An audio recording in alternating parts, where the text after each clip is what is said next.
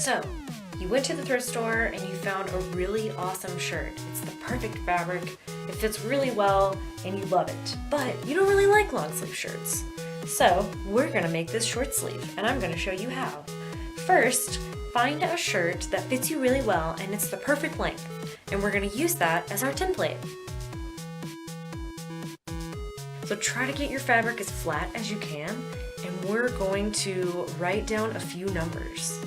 So, measuring 4 inches for the underarm, and a little bit longer, so it's probably gonna be around 8.5.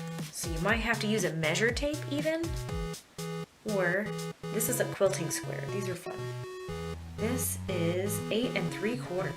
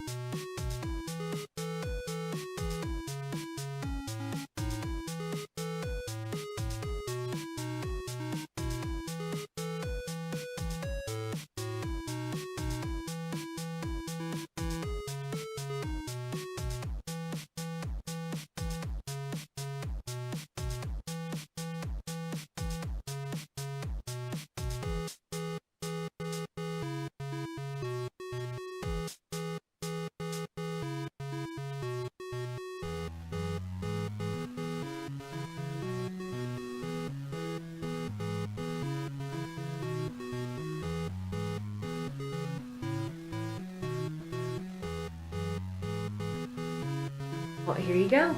Here is your new short sleeve shirt.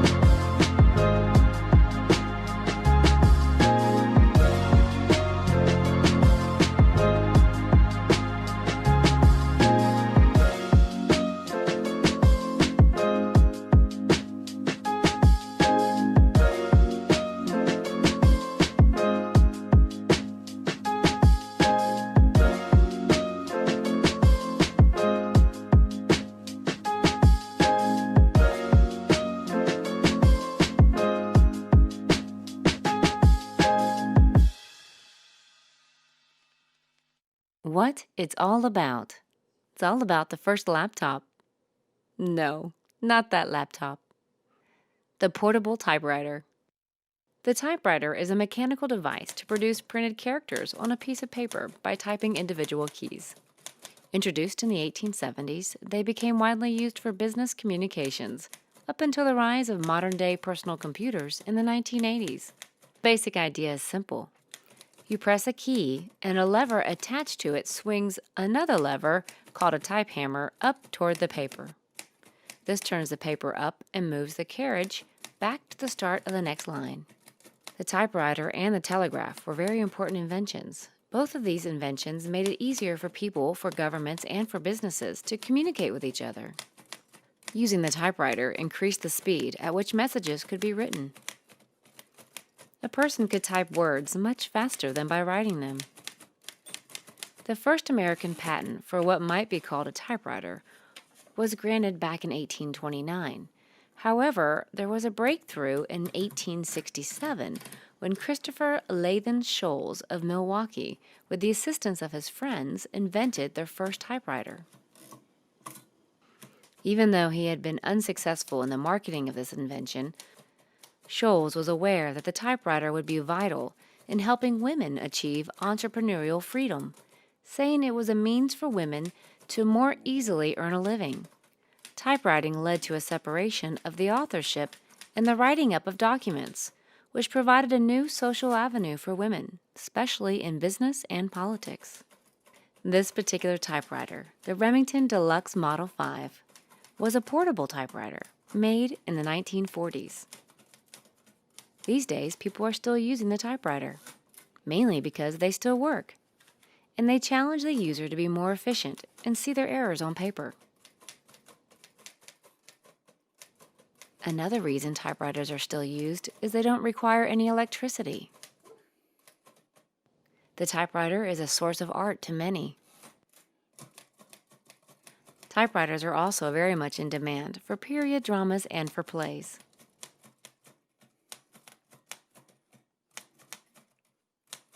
Authors and journalists and actors and songwriters still use a typewriter today. There's a feeling of preserving your original thought. The typewriter has also become pretty cool to the younger generations.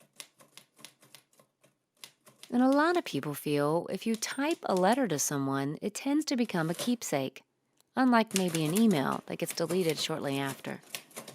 If you come across a typewriter and you have the opportunity to use it, take a moment, have fun with it, and write someone you care about a letter. For more information on typewriters, there are a lot of documentaries as well as some books you can check out at the Nashville Public Library. Today, I'm going to show you how to make a lithophane. A lithophane, incidentally, is not new. You've probably seen them before. They have become repopularized, however, due to the advent of 3D printing technology.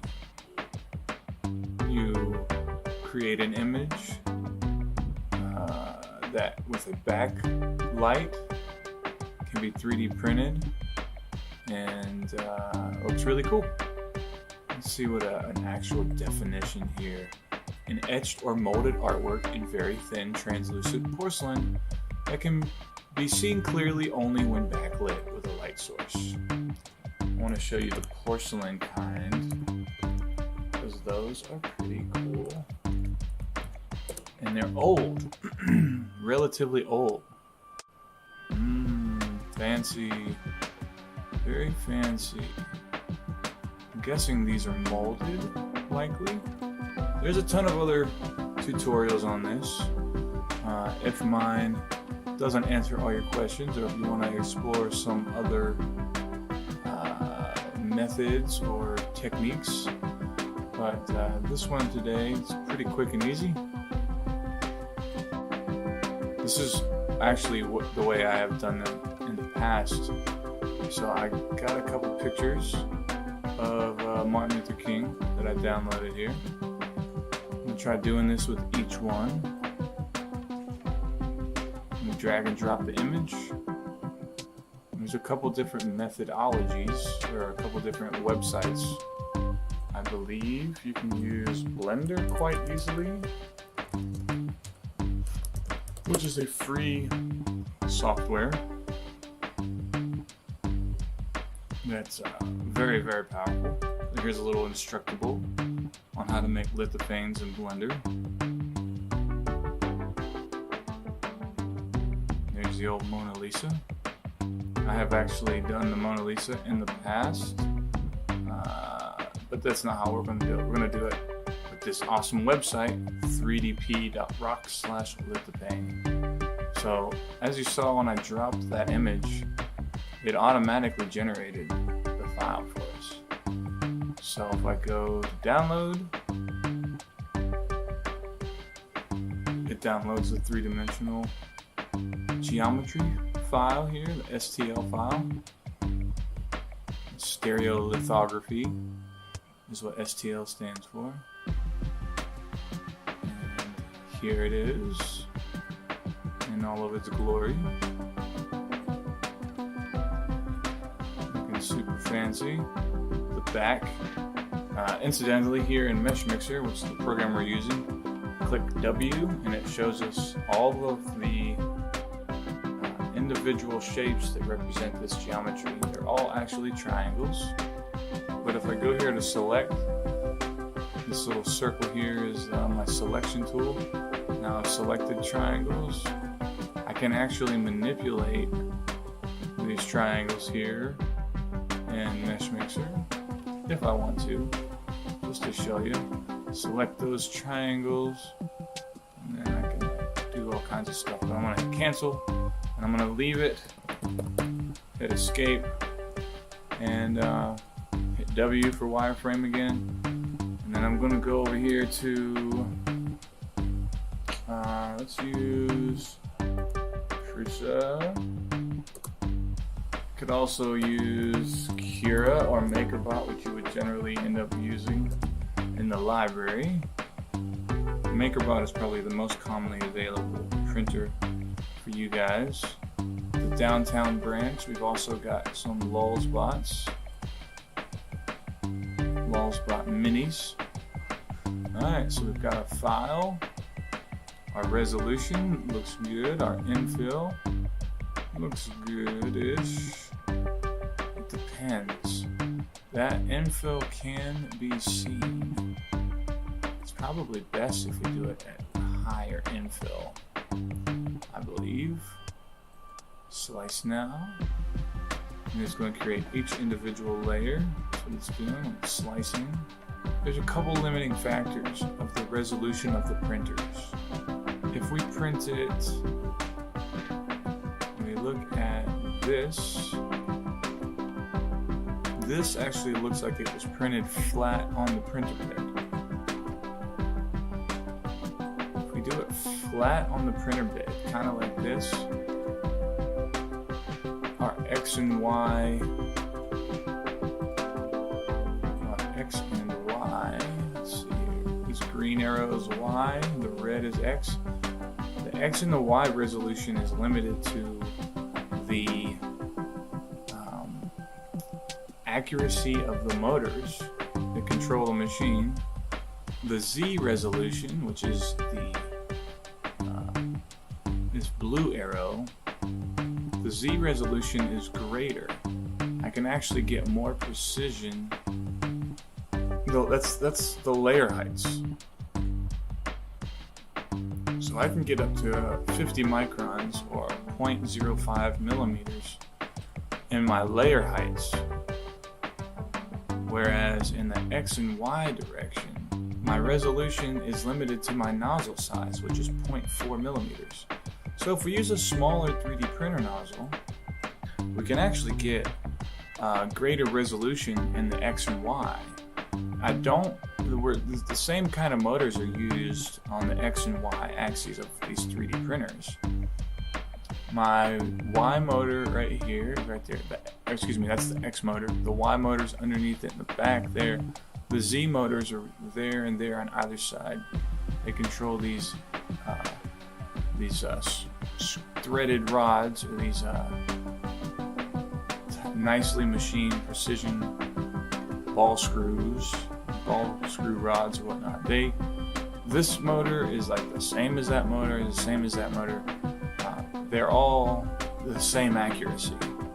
Now, the tightness of these machined threads or spirals on these rods do affect the accuracy or the precision. And if you look closely, if you can see them, the belt that controls the motion and the Y, or excuse me, the X and the Y, is one underneath here. Those belts have a resolution associated with them. This one shows it pretty well. Basically the same design here. This belt, see all those little teeth? This belt's got little teeth on it. This is using, I believe, a cheaper threaded rod. Those teeth and cuts or whatever in the machine parts, those affect the resolution the same way as the accuracy of the motors or the precision of the motors. But either way, if you're using a 0.4 millimeter nozzle, this thing right here, your resolution in the horizontal direction is limited to whatever the size of the nozzle is. So here's a couple nozzle diagrams here. 0.25 millimeter nozzle, 0.4, you can see the opening's a little bit larger, 0.6 a little bit larger, 0.8 a whole lot larger. If you use a 0.8 millimeter nozzle, your resolution is limited to 0.8 millimeters in the X and Y. This will be a whole lot easier to see and explain to you if I print some things and show them to you. Here's a great example. So with the 0.15 millimeter nozzle, some really good detail. 0.6, a lot less detail. But this 0.6 millimeter nozzle printed part probably took a quarter of the time approximately is this. If you're printing larger things, anyhow, we're printing what we're printing with the 0.4 millimeter nozzle here today, and this is basically what it's going to print layer by layer, starting with the first layer, second, third. Zoom in a little bit, you can see it.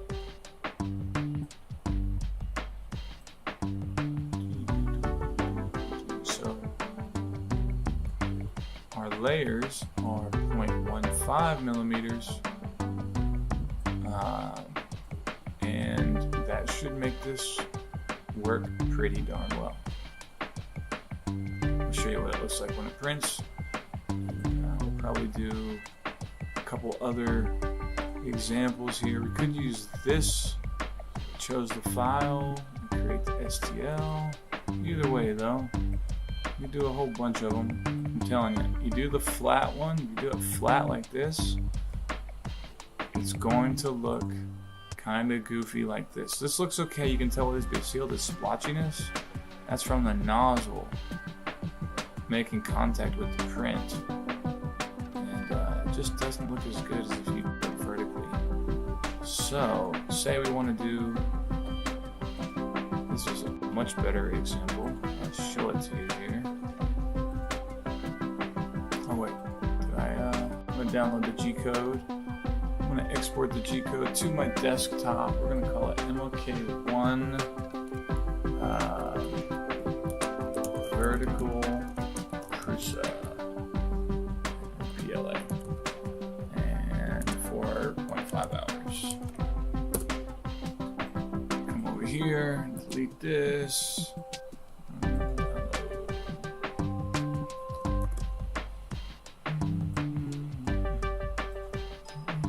So, okay, this is what I was talking about. If we print it like this, it's gonna look weird. If we rotate it though, and print it like this, it's gonna look a whole lot better. It might struggle a little bit. Looks like we have some overhangage going on. Probably be okay. It's also going to struggle because this is straight across. It's a lot of vertical structure with a tiny little footprint.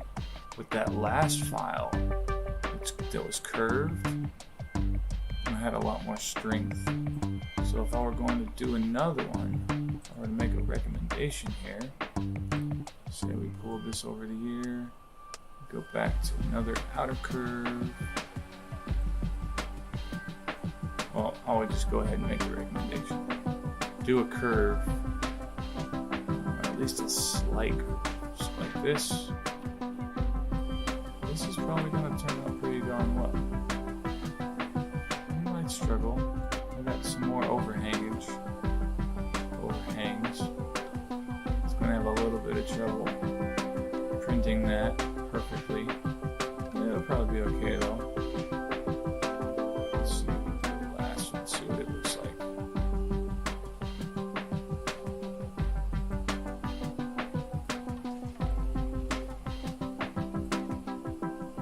Definitely a lot of overhangs going on here. The lettering in particular. I believe the lettering is so pronounced because the lettering is totally saturated or white. So apparently the lighter colors are pronounced, whereas the dark ones are deeper. We can actually adjust the settings here if we wanted to. The thickness, thinnest, the amount of the curve. We can adjust all that stuff. And we can also adjust the images themselves if we know how to do that. And it can result in different detail specifics or model details. Anyhow, let's go ahead and mess with our first print. See how it goes.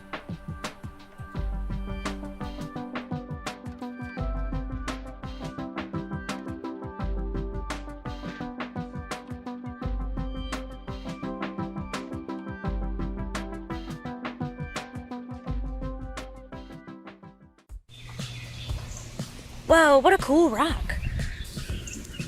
How interesting. I kind of want to take this home with me, but I wonder if that's leave no trace. Hey friends, I'm coming back at you with more leave no trace wisdom. So as you may have seen from other episodes, I have talked about 3 other principles. Number 1, plan ahead and prepare. Number 2, travel and camp on durable surfaces. Number 3, dispose of waste properly. And today, number 4, we have a conundrum with this rock. And this principle is leave what you find.